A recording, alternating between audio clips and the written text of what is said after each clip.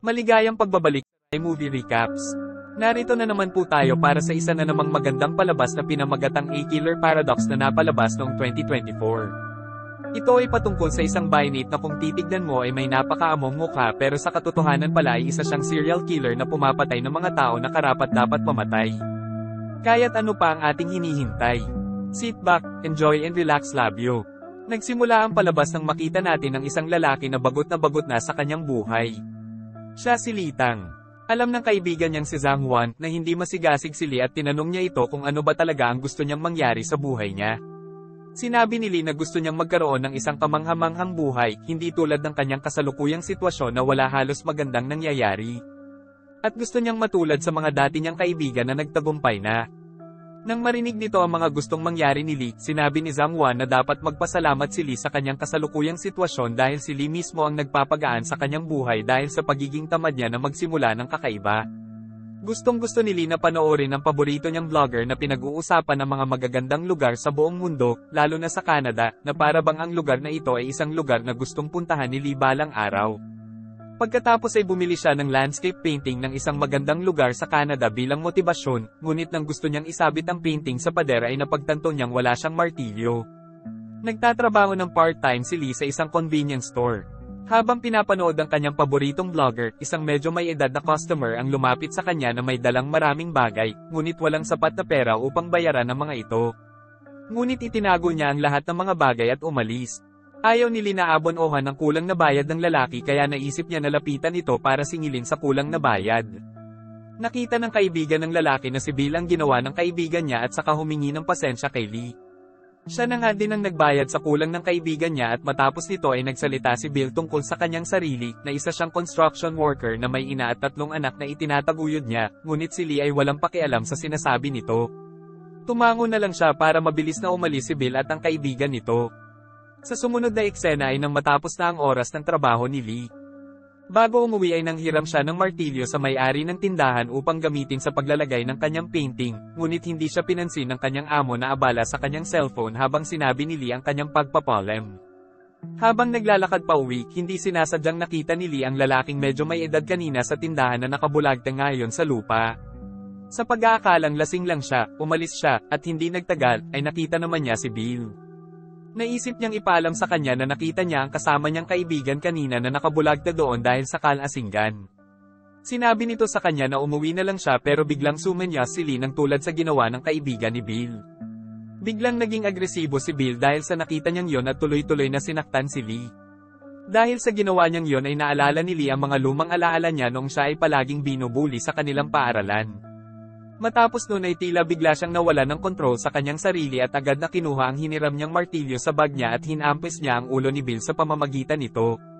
Natamba si Bill pero nakabangon din siya agad at nakapaglakad ng kaunti hanggang sa matamba ulit siya at doon na binawian ng buhay. Dito lang napagtanto ni Lee na mali ang nagawa niya at takot na takot siya dahil baka may nakakita na napatay niya si Bill. Maya-maya ay may isang babae ang dumaan at napansin ni Lee ang nakasulat sa suot ng aso na ang aso ay gabay para sa mga bulag. Dahil doon ay nakahinga siya ng maluwag dahil naisip niya na bulag ang babaeng ito. Nang makaalis na ang babae ay nagmadali na din siyang umalis sa lugar na yon. Nang makarating na siya sa apartment niya ay agad siyang naligo para matanggal ang mga dugo sa damit niya. Bigla niyang nakita ang imahe ni Bill na nakatingin sa kanya at tinatanong siya kung bakit siya pinatay nito. Na-imagine ni Lee na nahuli na siya ng mga pulis at nang makita ito ng kanyang ina ay nawalan ito ng malay. Pero bigla na lang dumating sa apartment niya ang kaibigan niya at humingi ng pabor na makitulog siya rito ng isang gabi. Sa buong magdamag ay hindi makatulog si Lee at iniisip niya ang kanyang mga pinagdaanan. Naisip niya na mula ng pagkabata niya ay lagi siyang sinuswerte kaya naisip niya na huwag nang isipin pa ang nangyari. Ngunit nang maalala niyang naiwan niya ang martilyo na ginamit niya sa pagpatay kay Bill sa pinangyarihan ng krimen, agad siyang nag-alala muli. Dahil doon ay hindi na nga siya nakatulog pa. Kinabukasan, isang police detective na nagngangalang Jiang Nangam ang nag-iimbestiga sa pagkamatay ni Bill. Bukod pa riyan, natagpo ang patay din ng kaibigan ni Bill. Inakala ni Nangam na ang insidente ay ginawa ng isang serial killer, ngunit wala siyang mahanap na anumang pahiwatig sa pinangyarihan ng krimen, hanggang sa marating ng kanyang investigasyon ang convenience store kung saan nagtatrabaho si Lee dahil sa supot na nasa gamit ni Bill.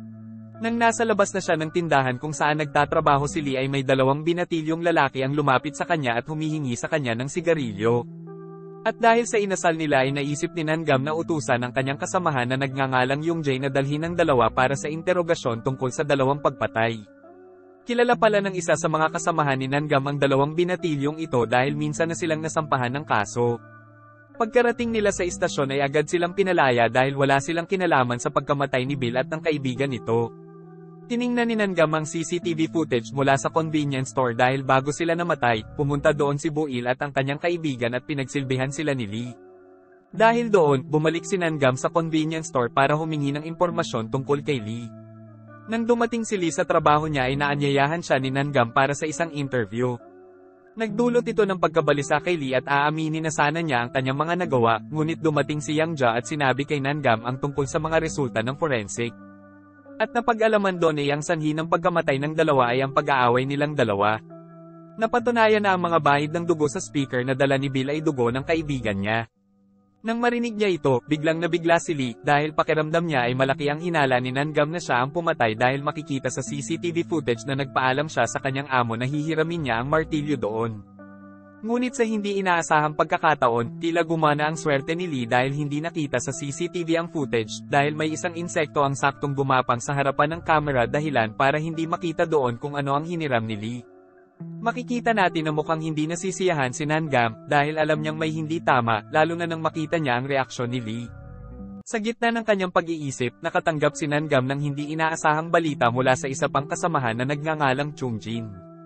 Nasabi niya na si Bill ay isang serial killer na halos 4 na taon nang pinaghahanap ng pulisya. At ito ay dahil sa eksperto siya sa pagtatago ng kanyang pagkakakilanlan kaya hindi na siya natagpuan. Nang makita ang balita tungkol sa kung sino talaga si Bill ay nabuhayan ng loob si Lee dahil napagtanto niya na ang taong napatay niya ay isang tao na karapat-dapat patayin, ngunit kahit na ganoon, iniisip pa rin niya kung saan napunta ang martilyo. Biglang lumipat ang eksena sa bahay ng bulag na babae. At makikita natin na nagawa ng babaeng ito na makuha ang martilyo at dito ay nalaman natin na hindi pala siya tunay na bulag at nakita niya ang ginawa ni Lee kay Bill. Sa sumunod na eksena ay nagtatrabaho gaya ng dati si Lee nang magulat siya dahil dumating sa tindahan ang babaeng bulag na si Yoo. Dito ay ipinagtapat niya na siya ay hindi pa bulag at medyo may sira lang ang kanyang paningin pero nasaksihan niya ang pagpatay na ginawa ni Lee. Sinubukan niyang i-blackmail siya at hiniling kay Lee na maghanda ng 2 milyong won na dapat ibigay bukas o sasabihin niya sa mga pulis na siya ang pumatay kay Bill. Pagkaalis ni Yoo, nagmamadaling humanap ng pera si Lee sa pamamagitan ng paghiram kay Zhang Won. Pero inakala niya na kaya humihiram si Lee ng pera ay para sa pagsusugal nito. Dahil doon ay tumanggi si Zhang Won na ipahiram sa kanya ang pera. Walang ibang paraan si Lee kundi hilingin sa kanyang amo na kunin na niya ang sweldo para sa susunod na buwan. Dahil meron daw siyang kailangang bayaran at kinakailangan niya ng pera sa ngayon. Noong una ay ayaw itong payagan ng amo niya pero nang mapagtanto niya na tila kailangan talaga ni Lee ng pera ay naisip na niyang pagbigyan ito sa kanyang hiling. Kinagabihan ay nasabi ng amo niya na meron siyang nakitang bulag na babae na naisalabas ng tindahan. Agad na lumabas si Lee para tignan ito pero wala naman ito doon. Maya-maya ay napansin niya ang isang lalagyan ng sigarilyo sa lamesa at ito ang lalagyan ng sigarilyo na binili ni Yuok noong pumunta siya sa tindahan. Nakasulat doon ang address niya at naisip ni Lee na puntahan na ito doon. Nang makarating na si Lee sa bahay ni Yuok para ibigay ang pera. At kapalit nito ay kailangan niyang mabawi ang martilyo at kailangan ni Yuok na hindi ipagkalat ang kanyang sikreto. Ngunit biglang sinabi niya na ang 2 milyong won na hinihiling niya ay dapat bayaran niya ng buwan-buwan para makasigurado siya na hindi siya magsasalita. Nang marinig ito ni Lee ay nagalit siya ng husto dahil isa lang siyang part-timer at hindi ganun kalaki ang sinusweldo niya. Sinabi ni Lee na kukunin na niya ang martilyo at aalis na siya. Nang marinig ito ni Yuok ay naisip niyang bantaan si Lee na kung sakaling kumalat ang sikreto niya ay maapektuhan ng husto ang nanay niya na isang miyembro ng kongregasyon ng simbahan. Makakansela din ang nalalapit na kasal ng nakakatandang kapatid ni Lee kung mangyayari yon at isa pa ay kung sakaling makalaya na siya kapag nakulong siya ay magiging ex-convict na siya at magiging iba na ang tingin ng mga tao sa kanya. Nang marinig yon, naisip ni Lee na sumunod na lang sa utos na sinasabi ni Yuok. Pero nang sabihan siya ni Yuok ng katagang good dog ay na-imagine niya na tila magiging parang aso siya ni Yuok. At dahil doon ay gumawa ng isang nakakagulat na desisyon si Lee na patayin si Yuok gamit ang martilyo na hawak niya. Matapos niyang mapatay si Yuok ay dali-dali niyang kinuha ang pera at nagmamadaling umalis si Lee sa bahay ni Yuok habang nag-iiwan ng bakas ng kanyang DNA sa gate ni Yuok. Lumipas ang ilang araw. Ang taga-deliver ng gatas na nakaramdam ng kakaiba dahil hindi kinuha ni Yuok ang gatas na in-order niya, sa wakas ay naisip na silipin ang loob ng bahay at doon ay natagpuan niya na si Yuok ay patay na at agad na nagsumbong sa mga otoridad. Ang kaso ay muling hinawakan ni Nangam at ng kanyang mga kasamahan. Habang iniimbestigahan ang pinangyarihan ng krimen, isang hindi inaasahang bagay ang nangyari. Ang aso ni Yuok ay patuloy na naguhukay sa lupa hanggang sa nakita ni na Yunghai at Chongjin ang bungo na nakabaon sa bakuran. Matapos silang imbestigahan, lumabas na ang bungo ay pag-aari ng mga magulang ni Yuok na matagal nang nawawala at malamang na si Yuok ang pumatay sa kanila. Natarante si Nangam at ang kanyang mga kasamahan na humawak sa kaso na wala silang makitang bakas ng pagpatay dahil lahat ng DNA sa crime scene ay naalis na dahil sa dinilaan ito ng aso ni Yuok. Samantala, sa pakiramdam ni Lee ay gumawa na naman siya ng isa pang pagkakamali. At malapit na siyang arestuhin. Nagpasya si Lee na magpakamatay, ngunit dahil natatakot siya at dumating si Zhang Wan, umatras si Lee sa paggawa nito. Nagpasya na bubuli ng natitirang oras niya sa isang lugar ng karaoke bago siya tuluyang arestuhin. Sa kabilang banda, sinabihan si Cheng Jin na kunin si Yo at dahil walang ibang makakagawa nito, si Cheng Jin, na hindi makatanggi sa utos ng kanyang superior, ay nag-aatubili na inuwi ang aso. Sa pag-uwi, nakilala ni Chong-jin ang dalawang delinkwente na minsan niyang dinala sa istasyon para sa interogasyon. Dahil sa impluwensya ng alak, pumunta sila sa kanya upang gantihan ang kanyang ginawa sa kanila sa pamamagitan ng pagsasaksak sa kanya. Matapos isagawa ang kanilang aksyon, iniwanan lang nila ito sa kalsada at nakatakas ang aso ni Yuok. Sa sumunod na eksena ay nakita nila si Lee at sinadya nila itong salubungin. Sa kabilang banda ngayon lang nalaman ni Lee mula sa balita na si Yuok ang taong pumatay sa sarili niyang mga magulang. Dito ay gamulo ang isip niya kung papaanong ang mga taong napapatay niya ay ang mga taong karapat-dapat na patayin. Nang malapitan na ng dalawa si Lee ay biglang nakaramdam ng kutob si Lee na para bang sinasabi sa kanya na ang dalawang taong nasa harapan niya ay katulad sa dalawang napatay niya ng mga taong karapat-dapat patayin. Hindi nagtagal, ay nagawa niyang mapatay ang dalawang ito at nakita natin na merong dalawang tao ang tumulong sa kanya para ihatid siya sa kanyang apartment. Nang magising si Lee ay nasa loob na siya ng silid niya at nagtaka siya kung bakit may mga sugat siya sa katawan. Sinubukan niyang alalahanin ang nangyari at kumbinsido siyang may tumulong sa kanya. Nakakita siya ng isang piraso ng papel na may nakasulat na kontak na nagsasabi sa kanya na tumawag lang kung kailangan niya ng tulong. Siyempre, nagtaka siya kung sino ang mga tumulong sa kanya noong gabing iyon. Sa ngayon ay wala pa ring nakikitang anumang impormasyon sa pagkamatay ni Yuok. At nalilito pa rin si Nangam dahil ang dalawang binatilyo na sumaksak kay Chongjin ay natagpo ang patay. Dahil sa mga pangyayaring ito ay napagtanto ni Nangam na kailangan niyang bilisan sa paghahanap ng impormasyon patungkol sa mga nangyayari. At naisip nga niyang bisitahin ang isang kamag-anak ni Yuok. Sinabi ng babae na si Yuok ay karapat-dapat na mamatay dahil siya ay isang psychopath na tuwang-tuwa sa oras na nakikita niya na naghihirap ang isang tao. Dagdag pa niya ay ilang taon na ang nakakalipas nang tapunan siya ni Yuok ng mainit na tubig at sinadya niya ito habang tumatawa na nakikita siyang nahihirapan. At dahil sa wala siyang mahanap na impormasyon ay naisip ni Nangam na puntahan naman ang mga magulang ng dalawang binatilyo upang bigyan sila ng pahintulog na magsagawa ng autopsy sa bangkay ng mga anak nila.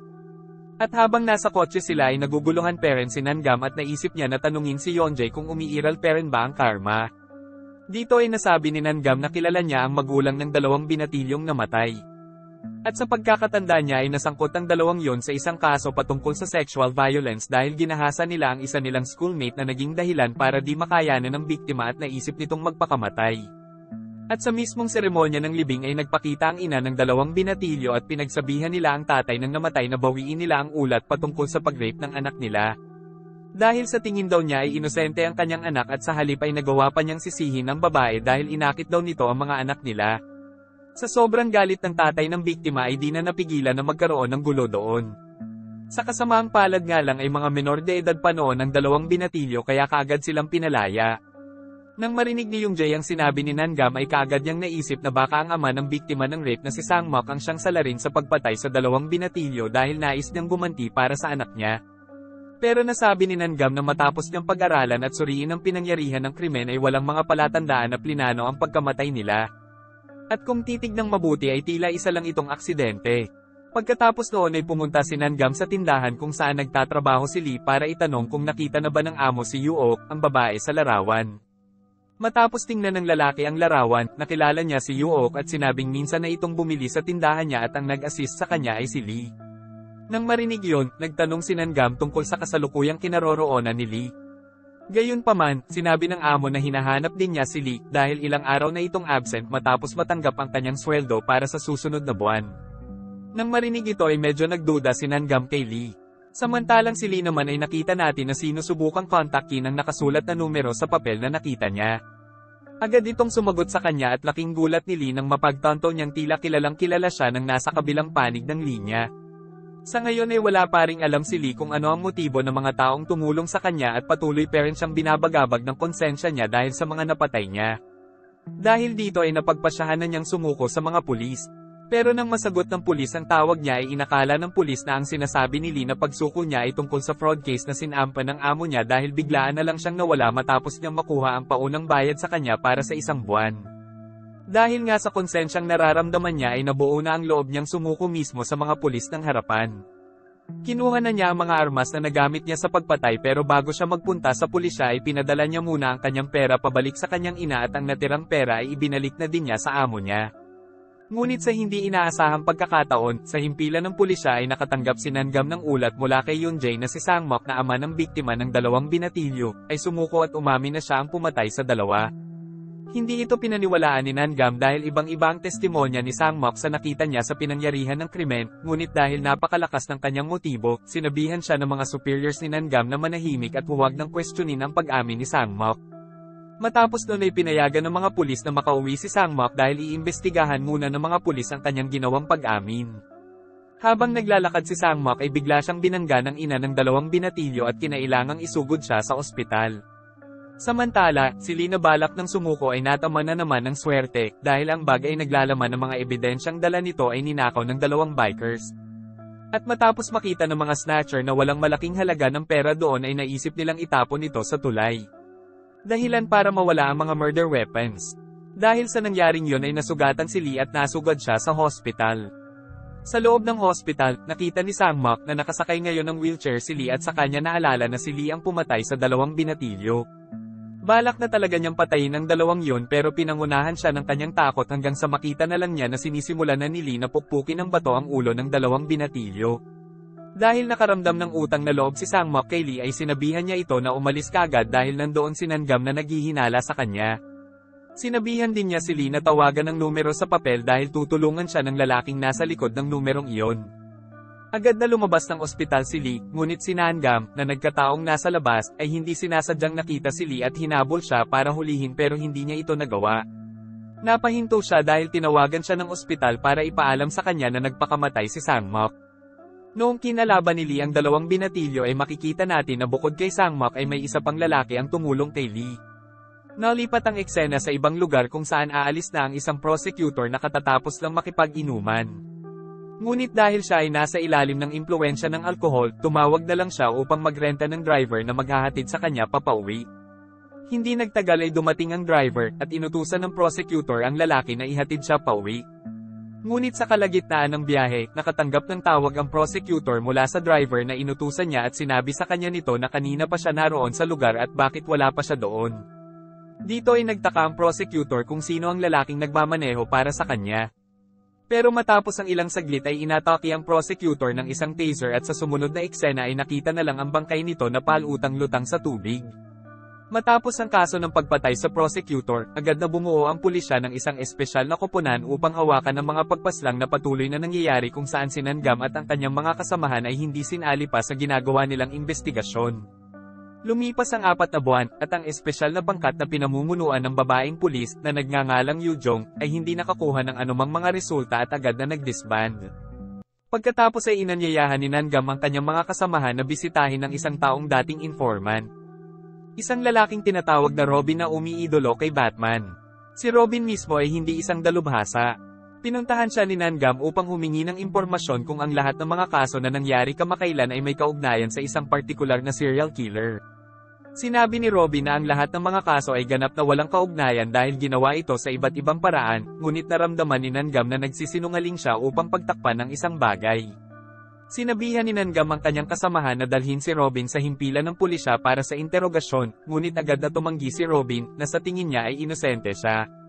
Si Nangam, na alam na nahack ni Robin ang server ng prosecutor para malaman ang impormasyon, ginamit niya ang impormasyong iyon para bantaan siya, at walang choice si Robin kundi sumunod.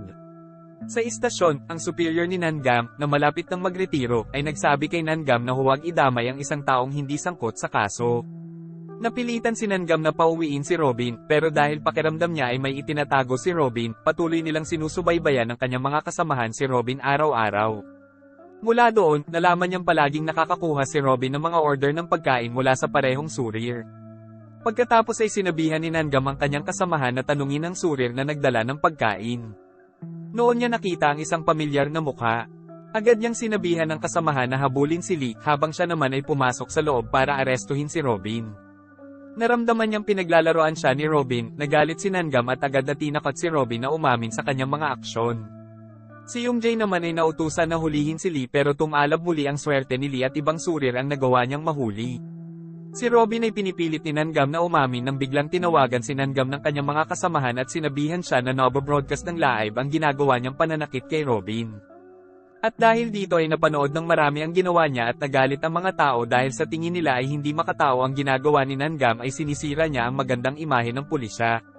Nagalit ng husto si Nangam at gusto na niyang bugbugin ng sobra si Robin pero pinigilan siya ng mga kasamahan niya. Samantala, ngumiti naman si Robin at tila naging matagumpay ang lahat ng kanyang plano. Lumipat ang eksena sa unang beses na pagkikita nila ni Robin at Lee na 4 na buwan na ang nakakalipas. Matapos makatakas mula kay Nangam sa ospital, nagpasya na si Lee na pumunta sa Canada. Nagpaalam pa nga siya sa kanyang ina, ngunit nang siya ay aalis na, nakita niya ang balita na ang 2 binatilyong napatay niya ay isang bully na nakagawa ng mga krimeng panggagahasa at dahil sa menor de edad pa sila noon ay hindi sila nagawang mapakulong. Nang marinig ang balita, nagtaka si Lee kung bakit parang nakikilala niya ang mga kriminal na karapat-dapat na patayin. Dahil doon, naalala niya ang mungkahi ni Sangmak na makipag-ugnayan sa isang taong tutulong sa kanya. Ang taong iyon ay si Robin, na matagal nang naghahanap sa kanya. Sa kanyang bahay, ipinaliwanag ni Robin na hinanap niya si Lee dahil naniniwala siya na si Lee ay isang taong may superpowers na may kakayahang makita kung sino ang mga kriminal na mga karapat-dapat na patayin. At sa kanyang kadalubhasaan sa paghak magiging isang sidekick si Robin para madaling makakuha si Lee ng mga impormasyon sa mga taong may mga napakasasamang krimen na ginawa. Naniniwala si Robin na matutulungan niya si Lee na maalis ang mga kriminal nang hindi nalaman ng pulisya. Hindi tuwirang naniwala si Lee sa sinabi ni Robin sa kanya, ngunit nang makita niya ang isang lihim na silid na pag-aari ni Robin na puno ng mga armas, dokumento, at kung ano man ang kailangan para maisagawa ang kanyang aksyon, sa wakas ay naniwala si Lee sa kanya. Sumunod nun ay nakita natin na ang lalaking nag-drive para sa prosecutor ay walang iba kundi si Lee. Nang makilala niya ang prosecutor ay bigla niyang naramdaman ng isang kutob na kung saan ay isang masamang individual ang prosecutor na ito at karapat-dapat lamang siyang mamatay. Upang mapatunayan ito ay nagawa ni Lee na utusan si Robin na i-hack ang cellphone ng prosecutor at doon ay nakita nila ang isang video kung saan ginahasa at pinatay nito ang isang babae. Dahil sa nakita nilang yon ay walang awang pinatay ni Lee ang prosecutor at mula sa araw na yon ay nagsimula na silang dalawa na magtulungan. Ang pagkakasuspinde ni Nangam at ng kanyang superior dahil sa karahasan na ginawa nila kay Robin ay nagbigay lamang ng mas malaking kalayaan para kay Lee para isagawa niya ang mga aksyon nila. Pero lingid sa kanyang kaalaman ay merong isang hindi kilalang lalaki ang sinusubukang hanapin kung nasaan siya. Saglit na nanirahan si Lee sa bushen upang maiwasan ang pagdududa ng mga pulis, ngunit gaya ng dati, sa tulong ni Robin, patuloy niyang isinagawa ang kanyang mga aksyon sa pamamagitan ng pagpatay sa mga kriminal na kanyang nakikilala. Habang nananatili sa bushen, nagtrabaho si Lee sa isang grocery store at naka-assign siya sa fish section. Doon ay nakita niya ang isang babae na nagngangalang Zhang-a, na palaging pinapagalitan ng kanyang amo, at tinutokso ng kanyang mga kasamahan sa trabaho na naramdaman na si Zhang-a ay hindi dapat magtrabaho ng mag-isa. Siya rin ang madalas na ireklamo ng kanyang mga customer, tulad ng nakita ni Lee noong araw na iyon, na ikinaawa nito sa kanya. Para tulungan siya, gumawa ng kaunting kalokohan si Lee sa customer na sumaway sa kanya. Nakita ito ni Zhang-a at nagpasalamat kay Lee para doon. Galing pala si Zhang-a sa isang medyo may kayang pamilya, pero ang dahilan kung bakit siya tumira sa Busan ay dahil sa kanyang scandal video na nag-leak sa internet, dahilan para hindi niya maiwasang ihiwalay ang sarili saglit dahil hindi niya matiis ang tsismis tungkol sa kanya. Kahit hinikayat siya ng kanyang ina na umuwi ay hindi na lang niya ito pinansin dahil pakiramdam niya ay tama ang kanyang ginawa. Sa kabilang banda, sumuko na si Nangam sa paghahanap ng mga ebidensya, ngunit masigasig pa rin si Yoonjae, at naramdaman pa niyang tama ang kutob nila kay Lee, dahil pagkatapos niyang palihim na maghanap ng impormasyon pagkatapos ng insidenteng kinasangkutan ni Nangam, nakita niyang pumunta si Lee sa Busan, at hindi nagtagal pagkatapos niyang manatili sa Busan, nagkaroon ng mapagbantay na aksyon laban sa isang marahas na kriminal. Nang marinig ito, muling naging masigasig si Nangam, kaya inanyayahan niya sina Yoonjae at Chongjin na humingi ng karagdagang impormasyon tungkol kay Lee mula sa pamilya ni Lee.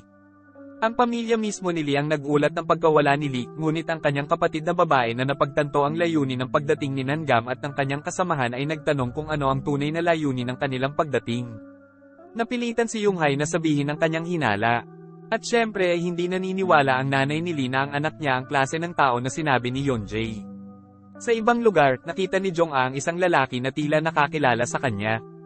Pakiramdam niya ay ang lahat ng nakakakilala sa kanyang mga lalaki ay namumukhaan siya dahil sa sex scandal niya. Kaya naman ay naisip niyang lapitan ng lalaki at agad itong pinagalitan.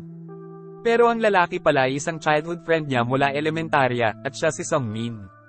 Si Jong-a, na nahiya dahil pinagalitan niya si Sungmin ng walang dahilan, sa wakas ay humingi ng paumanhin sa pamamagitan ng pag-imbita sa kanya sa hapunan ng magkasama. Hindi nagtagal, naging close sila at nagsimulang mag-date. Nakita sila ni Lee at medyo nakaramdam ng selos dahil naaakit ito sa kanya. Isang araw, nalaman ni Jong-a mula sa telepono ni Sungmin na ikakasal na siya sa lalong madaling panahon, na ipinaramdam sa kanya na siya ay pinaglaruan at ginamit upang maibsan ang kanyang pagnanasa. Hinarap niya si Sungmin, ngunit si Sungmin na ayaw na lumabas ang mga pinaggagawa niya ay nakagawa ng hindi niya gusto at nagawa nga niyang mapatay si Jong-a. At para maalis niya ang lahat ng mga bakas ay naisip niyang sunugin ang apartment ni Jong-a. Nagkataon namang nasa Busan na sila Nangam at nang mabalitaan niya ang kasong ito ay agad niyang naisip na may kinalaman si Lee dito. Hindi nagtagal, natuklasan ni Nangam ang lokasyon ni Lee. At agad namang napagtanto ni Lee na siya ay hinahanap ni Nangam, kaya agad siyang tumakbo.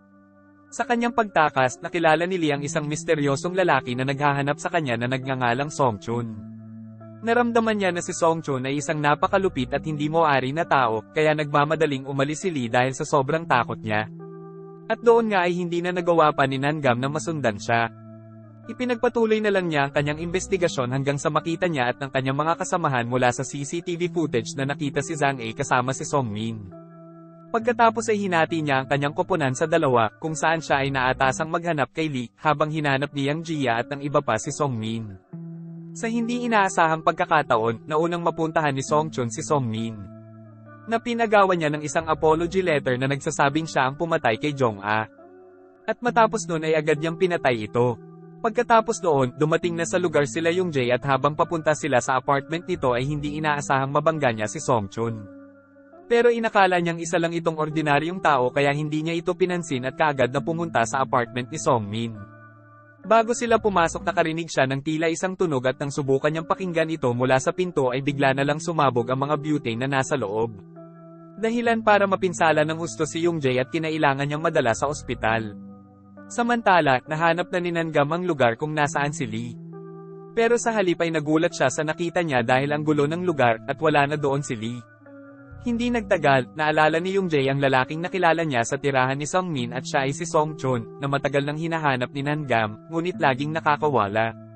Naramdaman ni Yang Jia na ang lahat ay may kaugnayan kay Robin, at hindi na muna niya ito sinabi kay Nangam, dahil abala ito sa pag-aalaga sa kanyang ama sa ospital.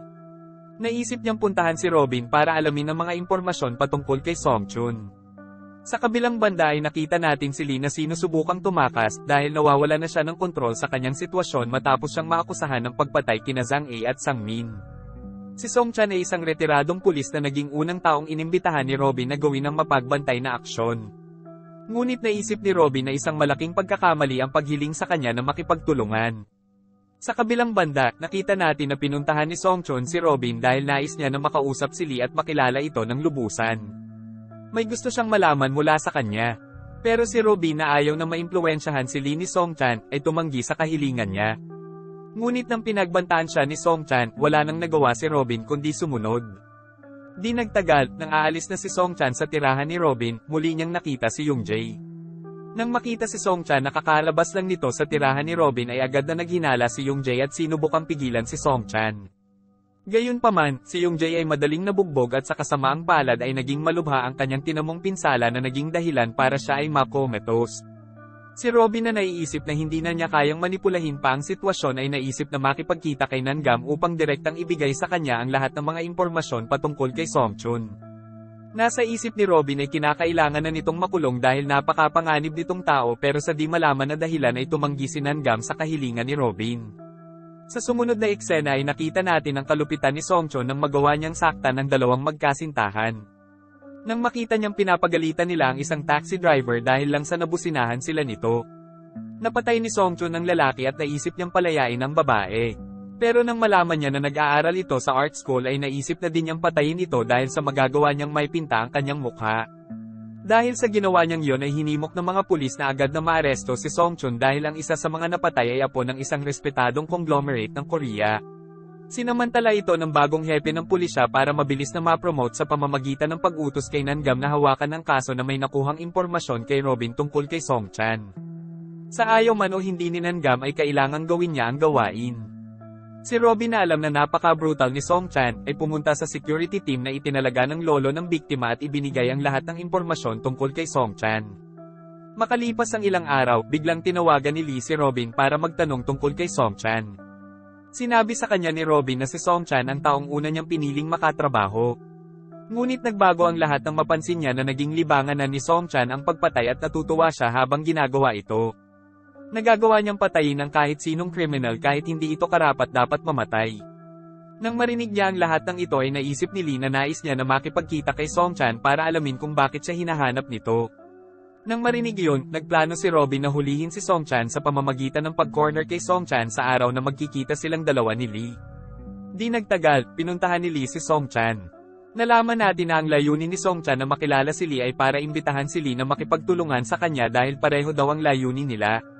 Ngunit sinabi ni Lee na iba siya kay Songchan dahil hindi niya ginawa ang mga aksyon para lamang sa katuwaan at pinipili lamang niya ang mga masasamang kriminal na papatayin.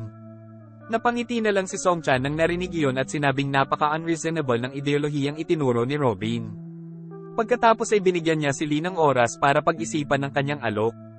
Si Lee, na nadama na si Songchan ay isang napakadelikadong tao, ay sinubukan siyang salakayin, ngunit si Songchan, na may maraming karanasan, ay nagawang i-pin down siya. Hindi nagtagal ay dumating ang security team upang arestuhin si Songchan. Ginamit ni Lee ang kaguluhan upang makatakas at nakita niya si Robin na nakatali sa labas. Matapos palayain si Robin, tinanong ni Lee ang tungkol sa kasalukuyang plano ni Robin dahil takot na siya pagkatapos makilala ang mga taong tulad ni Songchan. Si Robin, na nakakita kay Lee na umiiyak noon, ay niyaya si Lee na tumakas bago pa maging magulo ang mga pangyayari dahil hindi niya inaasahan na darating si Songchan at Samaire sa lahat ng mga planong ginawa niya. Samantala, si Songchan na pinaliligiran ng isang buong security team ay hindi nagpakita ng kahit katiting na takot. Nakasanayan na niyang harapin ang mga mapanganib na sitwasyon at nagawa niyang ipagtanggol ang kanyang sarili sa lahat ng taong nagtatangkang arestuhin siya. Matapos nun ay damatin ng isang hukbo ng mga armadong pulis pero huli na ang pagdating nila at nadatna na lamang nila ang mga taong namatay dahil kay Songchan. Nakita natin si Nangam na binibisita si Yongjay sa ospital. Sinabi niya kay Yongjay ang kanyang nakaraan at ang dahilan kung bakit siya naging police detective. Noong bata pa siya, iniidolo niya ang kanyang ama na isa ring pulis kahit na parang hindi na anak ang turing nito sa kanya. Ang dahilan kung bakit naisip ni Nangam na ipagpatuloy ang life support ng kanyang ama ay dahil sa inakala niya na kung magising na ang kanyang ama mula sa kanyang coma, ay ipagmamalaki na siya nito dahil ngayon ay isa na siyang mahusay na detective. Kahit na hindi na umaasa pa ang kanyang ina na muling madagising ang asawa niya. Hindi nagtagal ay tinawag si Nangam ng kanyang mga nakatataas upang suriin kung ano ang nangyari tungkol sa insidente na kinasasangkutan ng pagkamatay ng pangkat na ipinadala upang hulihin si Songchan. Nakita ni Nangam na lumabas ng gusali sina Lee at Robin bago napatay ang team. Hindi inisip ng mga nakatataas na magagawa ni Songchan iyon ng mag-isa at naghinala sila na nagtulungan sila Lee at Songchan. Pagkatapos ng investigasyon, natagpuan ng pulisya ang huling lokasyon na binisita ni Songchan, kaya agad na inutusan ng hepe ng pulisya si Nangam at ang iba pa na hanapin siya. Samantala, si Songchan, na tila alam na mangyayari ito, ay mukhang kalmado, at nakita ang mga pulis na dumating upang arestuhin siya. Nakita rin niya ang security team na binuo ng lolo ng biktima upang hanapin siya. Alam niyang tinatamaan siya, tila may plano siya para dito. Sa ibang lugar, si Lee, na nakatakas kasama si Robin, ay nakabili ng sasakyan na gagamitin sa pagtakas. Nakabili rin sila ng bagong cellphone na kanilang gagamitin. Si Lee, na namimiss ang kanyang ina, ay pumunta sa bahay ng kanyang ina at nakita ang isang poster ng kanyang sarili na nakadisplay doon dahil inakala ng kanyang ina na si Lee ay nawala. Gusto niya itong lapitan ngunit dahil sa sitwasyon, kinailangan niyang bumalik kay Robin para maghanap muna ng mapagtataguan. Sa kabilang banda, binalak ni Song Chan na makipagkita sa pinuno ng pangkat ng seguridad na nag-iisa sa oras na iyon matapos alisin ang kanyang mga nasasakupan. Pagkatapos ay binugbog niya ang pinuno at tinanong kung nasaan ang kanyang amo at ang lolo ng kanyang biktima na isang conglomerate. Sa kanyang opisina, si Nangam, na nakatanggap ng ulat na ang pinuno ng seguridad ay naparalisa ni Song Chan, ay sinubukang hulaan ang susunod na hakbang ni Song Chan. Pagkatapos ay napagtanto niya na tiyak na sinusubukan ni Song Chan na makipagkita sa conglomerate ng direkta kahit na imposible ito dahil napakahigpit ng seguridad. Sumugod si Nangam sa kinaroroonan ng conglomerate at ngunit huli na siya dahil nandoon na si Song Chan. Nakatali na ang conglomerate at inutusan niya ang bayarang babae doon para utusan ang lahat ng gwardya na lumayo. Alam ni Song Chan na ang conglomerate ay isang napakasamang tao. Sabik na siyang patayin ng lalaki. Hindi nagtagal, dumating si Nangam at agad tinutukan ng baril si Song Chan para sumuko at palayain ang kanyang bihag. Hindi nakaramdam na kahit kaunting takot si Song Chan dahil alam niya sa sarili niya na walang lakas ng loob si Nangam na barilin siya. Sa halip ay patuloy niyang ginagalit si Nangam at nasabi pa niya na siya ang dahilan kung bakit nakomatos ang tatay niya. Nagalit na nga ng husto si Nangam pero hindi pa rin siya nagkaroon ng lakas ng loob na barilin si Song Chan dahil nung una ay si Song Chan pala ang nag-udyok sa kanya na maging isang detective. Di nagtagal, pinatay ni Song Chan ang conglomerate at hindi nagtagal ay inaresto siya ng mga kasamahan ni Nangam.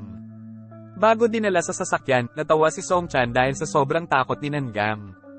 Matapos kumalma si Nangam, nilapitan siya ng kanyang superior na nagsabi sa kanya na magsagawa ng press conference dahil gagawing malaking balita ng mga mamamahayag ang pangyayaring ito at ang pag-aresto kay Song Chan.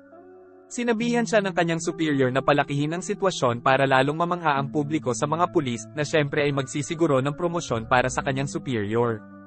Nang tanungin ng kanyang superior ang ospital kung saan ginagamot ang ama ni Nangam, narinig iyon ni Song Chan at ngumiti ito na parang may binabalak. Sa ibang lugar, sinabi ni Robin kay Lee ang dahilan kung bakit gusto niyang isagawa ang kanyang mapagbantay na aksyon. Noong bata pa siya, nakita niyang pinatay ng mga tulisan ang kanyang mga magulang, ngunit walang tumulong sa kanya sa mga alagad ng batas dahil walang ebidensya. Kaya naman gusto niyang magkaroon ng kapangyarihang lumaban. Pero sa tuwing susubukan niyang sanayin ang sarili, ibigay agad ang katawan niya. Noon niya napagtanto na kailangan niyang humiram ng kapangyarihan sa ibang tao para makamit ang kanyang layunin. Nang marinig ang paliwanag, medyo naintindihan ni Lee at nabuhayan siya ng loob sa gitna ng desperadong sitwasyong kinakaharap nila. Noong dinadala ng pulis si Song Chan, matalinong ginamit ni Song Chan ang sakit na dinadanas niya para hilingin sa mga opisyal na nag-escort sa kanya na luwagan ng kaunti ang posas na nakakabit sa kanya dahil nasasaktan na daw siya. Nang magawa ito, mabilis na naparalisa ni Song Chan ang mga pulis na nagbabantay sa kanya. Nagawa pa niyang makatakas dala ang mga armas ng pulis. Ang insidenteng ito ay tiyak na nagbigay ng pressure sa mga superiors ni Nangam dahil ang publiko ay nag-aalala dahil ang isang brutal na kriminal ay nagawang makatakas.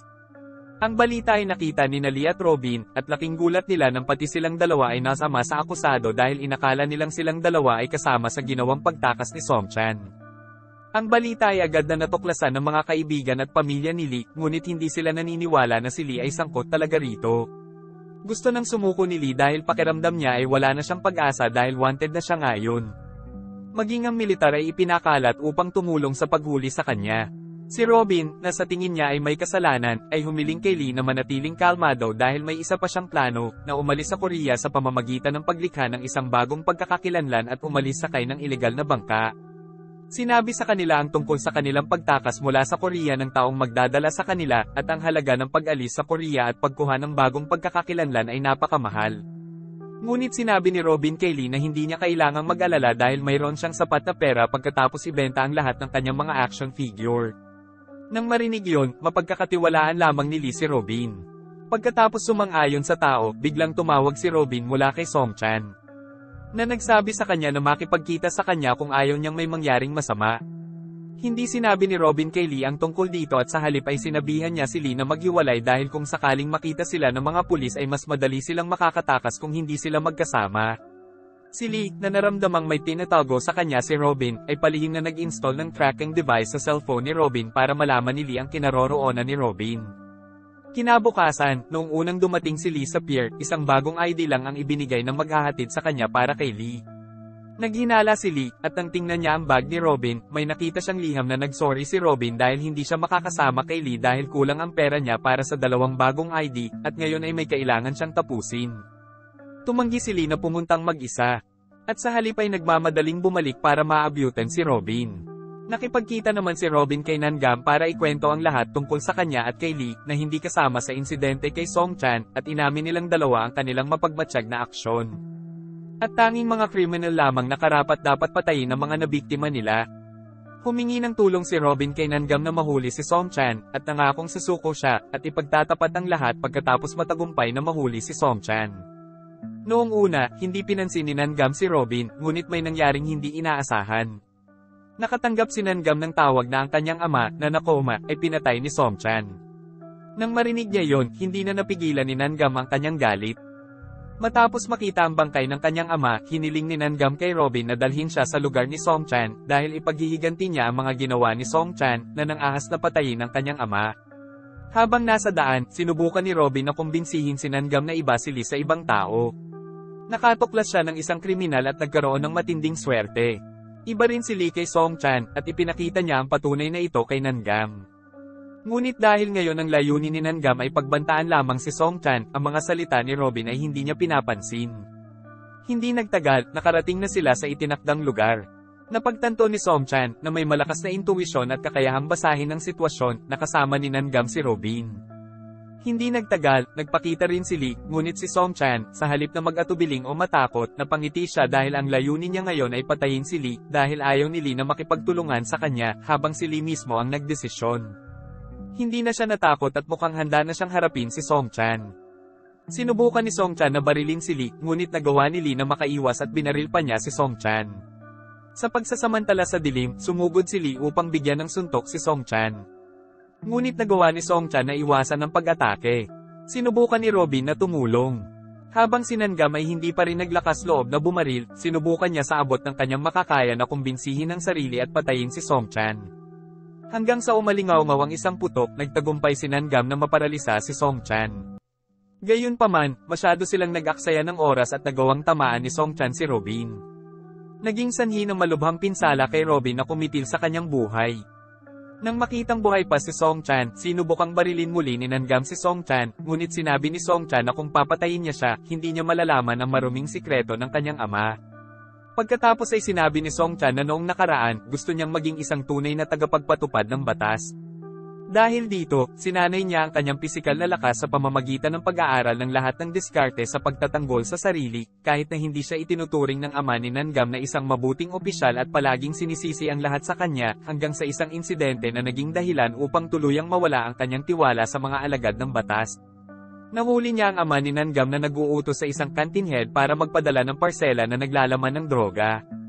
Ang ama ni Nangam ay nagnanakaw ng droga at muling ipinagbili, ngunit sa halip na tulungan ng pinuno ng kantina nang siya ay mahuli, itinanggi ng ama ni Nangam na siya ay nasasangkot, at iyon ang nagpagalit kay Song Chan. Binugbog niya ang ama ni Nangam hanggang sa makoma ito. Ginawa niya iyon upang maramdaman ng ama ni Nangam ang kahihinatnan ng kanyang aksyon. Labis na nalungkot si Nangam sa narinig dahil hindi niya inaasahan na ang ama na iniidolo niya ng sobra ay isang tiwaling pulis, kaya hindi nagawang barilin ni Nangam si Song Chan. Lumapit si Lee kay Nangam at sinabing babarilin niya si Song Chan para sa kanya, ngunit nang muling dumilim, parang hinihintay ni Song Chan ang sandaling ito, agad niyang sinaksak si Lee, ngunit sa hindi inaasahang pagkakataon, nanambalik ang loob ni Nangam at nagawa niyang barilin si Song Chan. At sa sumunod na eksena nga ay nakita natin si Nangam na tinawagan ni Yujong para humingi ng impormasyon tungkol sa lahat ng nangyari sa pinangyarihan ng krimen nang magtagumpay si Nangam na alisin si Song Chan dahil sa resulta ng investigasyon ng special team, wala silang nakitang clue tungkol kay Lee na para bang lahat ng nangyari ay naiayos ng perpekto. Nang marinig ito, naalala ni Nangam ang pangyayari sa pinangyarihan ng krimen kung saan noong mga oras na iyon, nang humiling si Lee na barilin ngunit himalang naubusan ng bala ang baril, dahilan upang maniwala si Nangam sa mga sinabi ni Robin na laging tinatamaan ng swerte si Lee at iba siya sa mga karumal-dumal na kriminal. Pinakawalan ni Nangam si Lee at nagbigay ng testimonya na sa oras ng insidente, wala si Lee sa pinangyarihan ng krimen. Si Lee naman ay nasa Pilipinas na. At doon ay nakilala siya ng partner ni Nangam, si Chung Jin, ngunit naramdaman ni Chung Jin na tinulungan siya ni Lee, o dahil wala man lang ebidensya ng krimen ni Lee, nagpanggap si Chung Jin na hindi siya nakilala. Hindi nagtagal ay ipinatapon si Lee pabalik sa Korea, ngunit sa pagdating ay hindi siya inaresto o ikinulong dahil inalis ng Korean police si Lee bilang suspect dahil walang ebidensya na makapagtuturo kay Lee. Isang araw, nang mamasyal si Nangam kasama ang aso ni Yoo na inampun niya, nakakita siya ng isang ulat tungkol sa pagkamatay ng isang tao, na pagkatapos ng mga karagdagang investigasyon ay napag-alaman na isang seryosong kriminal ito at karapat-dapat na patayin. Sa ibang lugar, naglalakad si Lee nang bigla niyang naramdaman na ang taong nadaanan niya ay isang taong karapat-dapat na patayin. At dito na nga nagtatapos ang Season 1 Nanogram A Killer Paradox. Maraming salamat sa panunood.